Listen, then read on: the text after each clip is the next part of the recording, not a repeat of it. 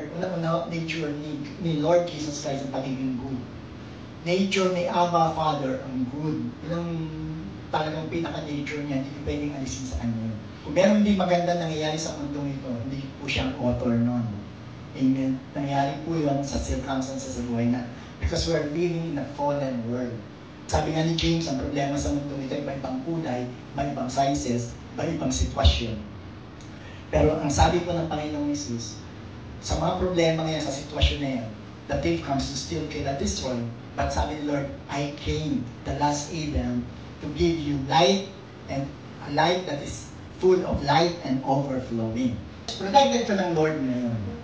Ano man yung pangangailangan mo, sitwasyon mo, puprotektahan ka ng Panginoon. Sa paligid mo, maraming mga gustong malbay sa'yo, lalo ng kaaway, who came to steal, kill, and destroy, kasi sheep ka ng Lord. Dahil nasa protection ka ng Panginoong Jesus na shepherd mo. Ano ba yung pinaka-owner natin at patatay natin sa langit? Protected tayo.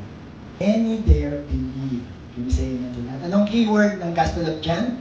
Believe. And many dare believe and confidently trusted. Ginawa na po ba natin ito? Patuloy bang ginagawa ito sa Kanya? Accepting Him as, sino si Him dito? Si Lord Jesus Christ as Savior. And following His teaching. Believing, receiving.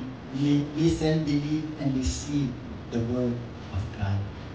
Kaya masabi na ng temple Lord, kasi sheep tayo ng Panginoon. Kaya ka nandito napapakinggan ito, kasi kilala ka ng Panginoon.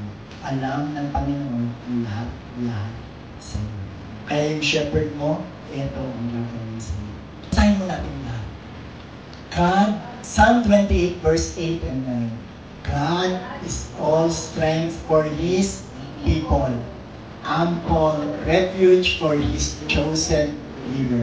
Save your people and bless your heritage. Wow, sabi natin. Care for them, carry them like a good shepherd. Amen.